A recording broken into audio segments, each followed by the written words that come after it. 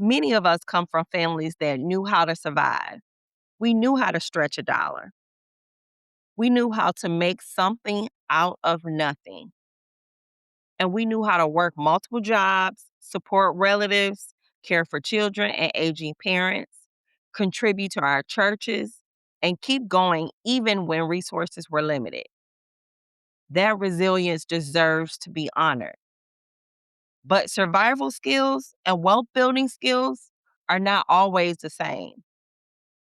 Sometimes the very habits that helped one generation survive can prevent the next generation from fully building, protecting, and transferring wealth. Welcome back to Intentional Wealth with Tiffany Tippins, the podcast where your money is aligned with purpose and your wealth is built with strategy, legacy, and intention. I'm your host, Tiffany Tippins. Today's episode is a little different. We are not starting with an investment strategy, a retirement calculation, a tax planning technique, or a budgeting worksheet. Today, we are starting with behavior because most people already know at least some of the things they should be doing with their money. You know you should open the bill. You know you should check your bank account. You know you should review the credit card statement, increase your retirement contribution, organize those tax documents, update your beneficiaries, or schedule a financial appointment. The problem is that knowing what to do does not always mean you feel emotionally prepared to do it. Sometimes the issue is not a lack of financial education. Sometimes the issue is overwhelm, and sometimes it's fear. And other times it could be shame. And sometimes it's connected to experiences and beliefs that began long before you ever earned your first paycheck. So today I want to have this conversation very intentionally with my community. This episode is for all of my listeners, but I want to speak directly to my brothers and sisters, Black professionals, Black women, and Black business owners, because our relationship with money carries layers that are not always addressed in traditional financial education. Many of us come from families that knew how to survive. We knew how to stretch a dollar. We knew how to make something out of nothing. And we knew how to work multiple jobs, support relatives, care for children and aging parents, contribute to our churches, and keep going even when resources were limited. That resilience deserves to be honored. But survival skills and wealth building skills are not always the same. Sometimes the very habits that helped one generation survive can prevent the next generation from fully building, protecting, and transferring wealth. So I want to be very clear again. This is not about blaming our families. It is about recognizing what we inherited, honoring what helped us, and changing what no longer serves us. This subject came up during a recent conversation in my community group. I was joined by Courtney Porter, a mental health therapist that I work with from time to time. And we talked about financial avoidance, money trauma, generational beliefs, shame, and why smart, successful, capable people can still have difficulty facing their finances. Now, let's be honest. We experienced some technical challenges during the live on Facebook the other night. The beginning did not go as planned. Listen, when does it ever do? Courtney couldn't hear me for part of our conversation, and the video framing was not ideal, which is why I actually took it down. It was frustrating in the moment because we had prepared for an important discussion. But once we worked through the challenges, the conversation became really good, and a few people showed up. And others commented that it was an excellent conversation. And I realized that the technical imperfections did not erase the value of what was said. In some ways, that experience reflected the subject of today's episode. Things do not have to go perfect before we begin. I need to say that again for somebody because there's a dream that you have, there's a business that you want to start, There's an idea in your head that you won't do because it has to be perfect to you. So I'm going to say this specifically to you, sis, or to you, bruh. Things do not have to be perfect before we begin. We do not have to have every document, every account, every answer, every decision completely organized before we take the first step. So I want to share a few excerpts from the conversation and then connect Courtney's insights to what I see in my work as a financial advisor and a tax strategist. We often assume that financial avoidance is caused by laziness and irresponsibility. We may think they should know better. They just need to be more disciplined. They need to stop spending, or they just need to sit down and deal with it. But my friend, financial avoidance can be much more complicated than that. A person can be educated, accomplished, responsible in every part of their life and still become emotionally overwhelmed when it is time to look at their money. During our conversation, I asked Courtney why intelligent and successful people sometimes avoid dealing with their finances. Well, mentally, our brains are wired for safety. And when something threatens that sense of safety, when it's either too overwhelming for us, if it's too big, too outside of our reach, then our nervous system slash brain interprets it as a threat. And it doesn't differentiate between an emotional threat and a physical threat. So either we go into a sense of fight or flight and we do things to avoid what seems difficult in the moment. That's why we always resort to an easier task, something that's not so intense or that puts us in a mode of pressure. Even though it doesn't solve the issue, it gives us instant gratification to focus on the easy thing because we want to avoid what seems too daunting in that moment. So we resort to avoidance rather than facing it because we just don't want to deal with it at the time. That distinction is so important. A person may not actually be avoiding the bank statement, the tax notice, or the retirement account. They may be avoiding the emotion that comes with it. They could be avoiding the fear of discovering that they are further behind than they thought. They could also be avoiding the embarrassment of not understanding something they believe they should already know. And possibly, they may be avoiding the guilt of seeing how much they spent. Avoidance can provide temporary emotional relief. For a moment, you do not have to feel the fear. You do not have to look at the number, and you don't have to make a decision. But financially, the problem is still there. The unpaid bill may become more expensive, and the tax notice may become more serious. The account may remain neglected. The insurance cover may remain outdated, and the debt may continue accumulating interest. So, avoiding the problem does not freeze it in place. It often gives the problem more time to grow. Financial overwhelm does not always look dramatic. Sometimes it looks like having a stack of unopened mail. Sometimes it looks like refusing to log into an account. And other times it looks like being afraid to ask a professional a question because you think the question should sound foolish. This is why I always say that financial planning is not only about numbers. I've been doing this long enough to know. The numbers tell us what is happening, but the behavior often helps us understand why it is happening. You can give two people the same income, the same amount of debt, the same financial opportunity, and they may respond completely different. One person may feel hopeful, another person may feel terrified. One person may begin investing, and another may keep every dollar in cash. One person may ask for help, another may hide the problem until it becomes a crisis. This response is often connected to what money has represented in their lives. Money can represent security, freedom, power, choice, status, loss, opportunity, and survival all at the same time. This is why the emotional side of money cannot be ignored. Not every financial habit begins with us. Some of the ways we respond to money were shaped by what we witnessed growing up. Maybe money wasn't always discussed during an argument. Maybe there was never enough.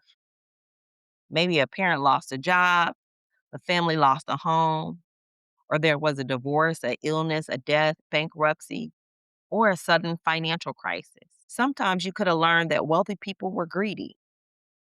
Other times you could have been taught that money was private and should never be discussed. Maybe you learned that struggling proved you were a good person. And I've heard this too. Some people learned that your responsibility was to take care of everyone else, even when taking care of everyone else meant neglecting yourself.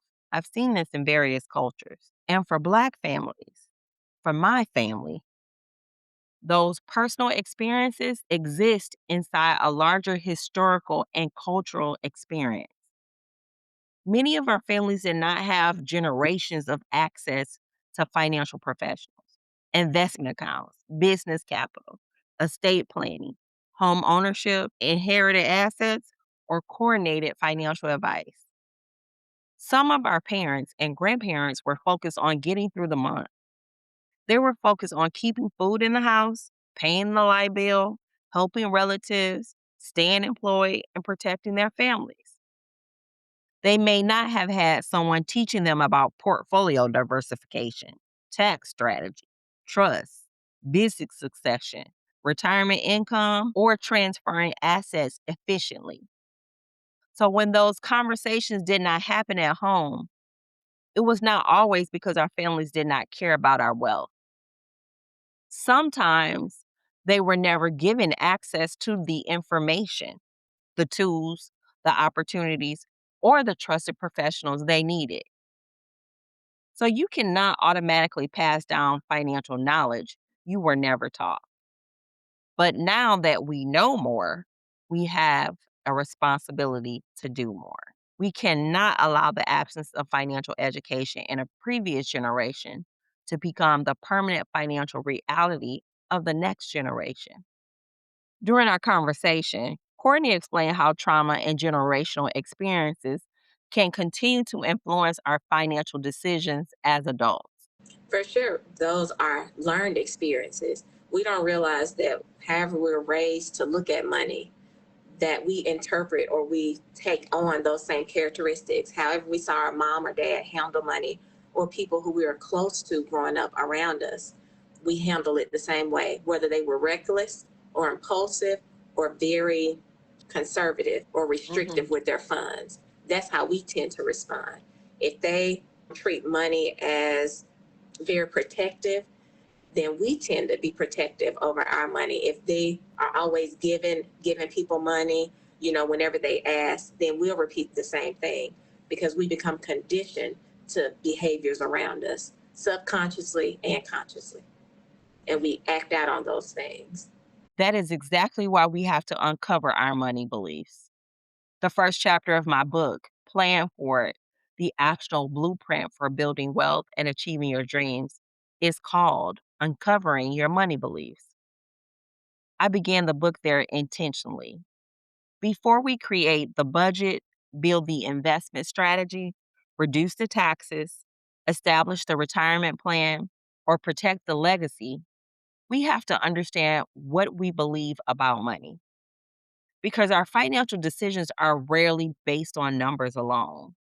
Our beliefs influence whether we save or spend, whether we invest or remain in cash, whether we ask for help or continue struggling privately, whether we charge appropriately for our work, whether we believe we deserve to build wealth, and whether we believe wealth is even available to people like us.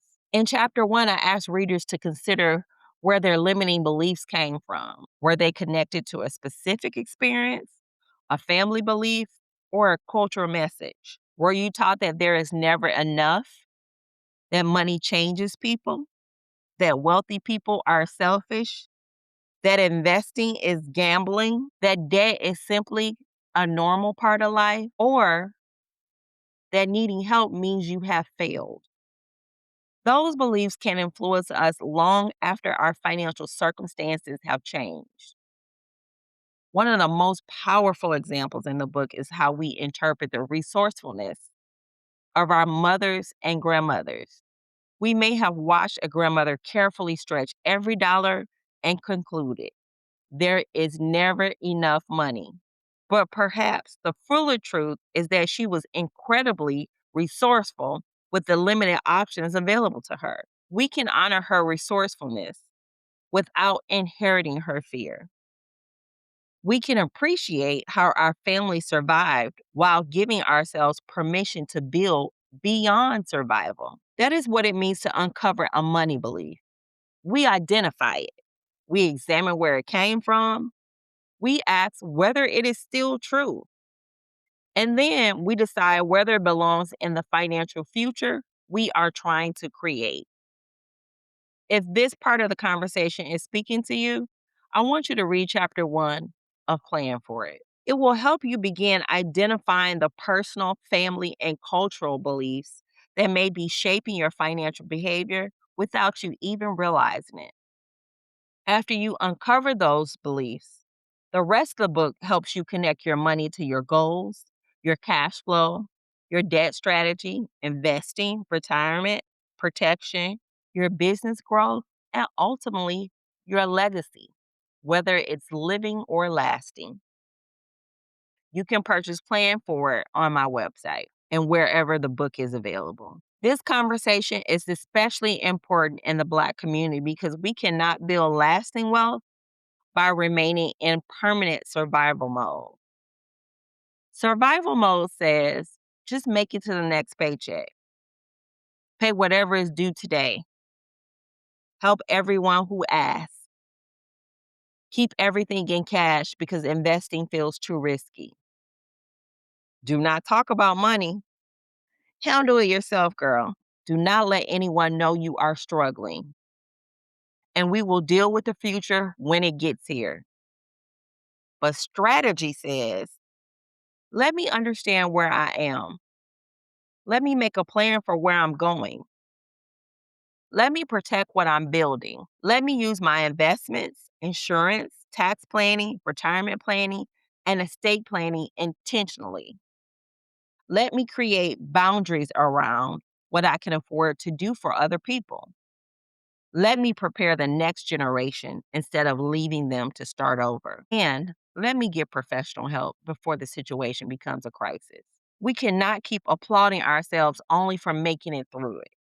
We deserve to own our assets. We deserve to retire with dignity. We deserve to leave instructions, protection, property, investments, businesses, and opportunities behind. And we deserve more than survival. But moving from survival to strategy requires us to stop treating financial planning as something reserved only for rich people. Many people still hear the words financial planning and think that is for wealthy people. That is for people with millions of dollars. I do not have enough money to work with a professional, or I will get help after I make more. But financial planning is not only about managing wealth after you already have it. Financial planning is also about helping you create, organize, optimize, and protect and grow what you have right now. You may need financial planning because you are trying to get out of debt. You may need it because you are earning good money, but do not know where it is going. You could possibly be the first person in your family to earn the income at your level. Are you supporting your children or your families? Do you own a business but do not have a retirement plan? Are you approaching retirement and do not know whether you have enough? Are your taxes too high? Are your investments scattered? Or is it because no one has helped you connect all the pieces? Listen, you do not need to be rich before you make a plan. The plan is part of how you become financially stable and how you build wealth intentionally. This is another pattern we need to address, especially among high achieving Black professionals and business owners. We're accustomed to doing things ourselves. I'm raising my hand right now because I am preaching to the choir. but I'm also learning to do better. So I know we research, we watch videos, we read articles, we download templates, we ask friends, we piece together advice from social media. And sometimes that resourcefulness is helpful. But there is a point where doing everything yourself becomes expensive. You may be able to prepare your own budget, but do you understand how the budget connects to your tax strategy, your retirement plan, your insurance, your investment allocation, your business structure? You may be able to open up an investment account by yourself, but do you know whether those investments are appropriate for your goals, your timeline, your risk tolerance, and tax situation? You may even be able to purchase insurance online, but do you know whether the policy is structured properly, whether beneficiaries are connected, and whether the coverage is enough, or if you have the right type of policy? You may even be able to file your basic tax return, but are you making tax decisions throughout the year, or are you simply reporting what already happened? Information is available everywhere. We're in 2026, the age of AI. Integration, interpretation, accountability, and strategy are different. At some point, why money management can leave you with a collection of accounts and financial products, but no coordinated financial plan. Professional help does not mean giving up control. The right professional should help you understand your options, make informed decisions, and remain involved in your own financial life. You should never blindly hand your money over to someone, but you also should not have to carry every financial decision alone. One of the most damaging emotions connected to money is shame. Shame tells people you should have known better. You make too much money to be in this situation. You waited too long. Everyone else has figured this out except you. Or shame could be saying to you, you are simply bad with money. And because people feel ashamed, they remain silent. They do not tell their spouse. They do not ask their accountant. They do not call their financial advisor or open that letter or review the return. What shame makes you do is wait. And unfortunately, waiting often makes the financial problem more difficult. Shame can be especially powerful when you are the person everyone believes has it together. Maybe you are the successful one in your family, the educated one, the business owner, the executive, the person everyone calls when they need money. From the outside, it may appear that you are doing well, but internally, you may feel confused, overextended, anxious, or afraid that you are not as financially secure as people assume. And that's the one problem. You should stop focusing on what other people think because that pressure can make it difficult to ask for help. You may think, I make too much money to be in this position. I work in a professional role. I should know this. My family depends on me. I cannot let them know I'm overwhelmed. But income does not automatically create financial knowledge. A degree does not automatically create a financial plan. And business success does not automatically create personal wealth. And being a strong person does not mean you should have to figure everything out alone. I want to be very clear about something. Having a financial problem does not make you a failure. Not understanding something does not make you unintelligent. Needing help does not make you irresponsible. The most financial responsible thing you can do may be to acknowledge what you do not know and get the right support. I work with people who are smart, successful, and hardworking. Many of them are business owners, professional, parents, leaders, and caretakers. They know how to handle responsibility, but money can bring up emotions that are different from every other responsibility they carry. That is because money is connected to so much more than math. A person can understand the technical recommendation and still struggle to implement it. They may understand that they need life insurance, but avoid completing the application because it forces them to think about death. They may understand that they need to invest, but remain in cash because the possibility of loss feels more frightening than the possibility of growth feels exciting. As a business owner, they may understand that they need to raise their prices, but fear rejection. They may understand they need to stop helping everyone financially, but fear losing relationships. A technical recommendation tells you what to do. Behavioral awareness helps you understand what may prevent you from doing it. We need both. So, what do you do when your financial life feels so overwhelming that you do not know where to begin? During our conversation, I asked the therapist, Courtney, what someone could do when facing the entire financial picture feels like too much. The goal isn't really to eliminate anxiety, but it's to give ourselves the capacity in the room to think clearly when it comes to finances, even if it's small steps like just stopping and breathing, taking a little woosah before we get into discussion. Don't ever feel the need to rush to answer or to rush to do something. You can take your time, take a step Mm-hmm. back, Mm-hmm. analyze, assess, and then answer. Mm-hmm. Question. Money doesn't have to bring anxiety, it can bring relief, but it's our thought process around it that stirs up our nervous system and works us up when it doesn't have to. I love that because you do not have to repair your entire financial life in one day. You only need to interrupt the avoidance pattern. Choose one account, one document, one conversation, or one decision. Set a timer for 15 minutes. During those 15 minutes, your job is not to solve every problem. Your job is to only look. You might open one bank statement. You might log into one retirement account. Gather your tax documents into one folder. Review one credit card balance. Locate your insurance policy. Or write down the financial tasks you've been avoiding. Then identify the next step. Not every step, just one. Maybe the next step is making a phone call. Maybe it's asking a question. Maybe it's scheduling an appointment. Maybe it's creating a payment plan. Maybe it's increasing a contribution by 1%. Maybe it's telling someone you trusted you need help.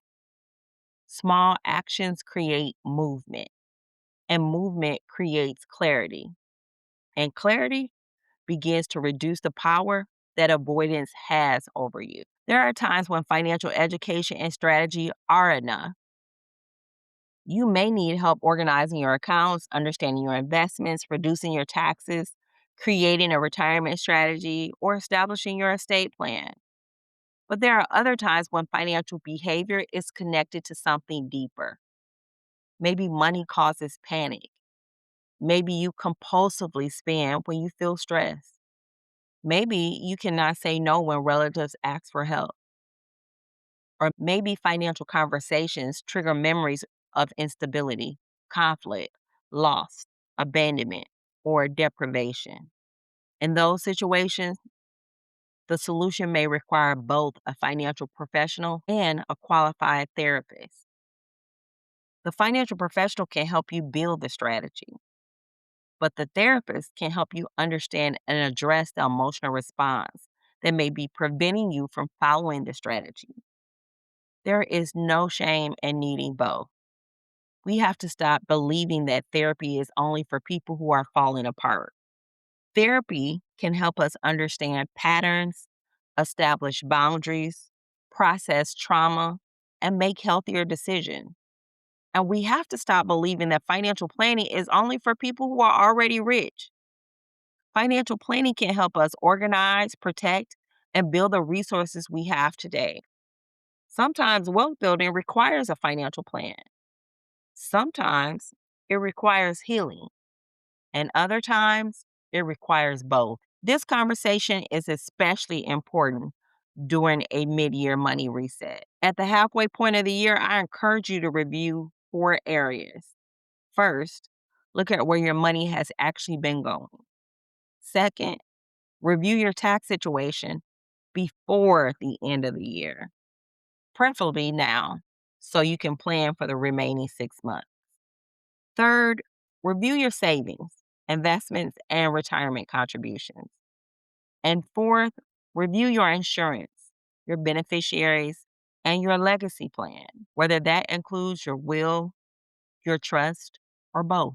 But as you go through that review, pay attention to what you feel tempted to avoid. The tasks you keep postponing may be the very task that needs your attention now. Approach it with honesty, but not judgment. You are gathering information so you can make a better decision. You are not gathering evidence to punish yourself. Here is your challenge for this week: set aside 15 minutes and identify one financial belief and one final task you've been avoiding. First, complete this sentence. Growing up, I learned that money was, don't overthink it. Write down the first honest response that comes to mind. Then ask yourself, is that belief still serving me? Is it helping me build the life I want? Or is it keeping me in survival mode? Next, choose one financial task, open the statement, review the balance, schedule the appointment, ask the question, purchase the book if this speaks to you, and connect with a therapist and talk with a financial professional. You do not have to do everything today, but I would like you to put this in your plan over the next 6 months. Let's stop pretending that doing nothing is protecting you. We are not here only to survive financially. We are also here to build, protect, and we are here to flourish. I honestly believe this in my heart of hearts. We're here to create a legacy that gives the next generation a stronger starting point than the one we receive. If today's episode helped you recognize a belief you need to change, begin with chapter 1 of my book, Plan for It: The Actionable Blueprint for Building Wealth and Achieving Your Dreams. Chapter 1 will walk you through uncovering the personal, financial, and cultural beliefs that have shaped your relationship with money. Then the rest of the book will help you move from awareness to intentional action. You can purchase the book, Plan for It, through my website at impactfulwealthsolutions.com. And when you are ready to stop piecing your financial life together, schedule a complimentary tax and wealth strategy review.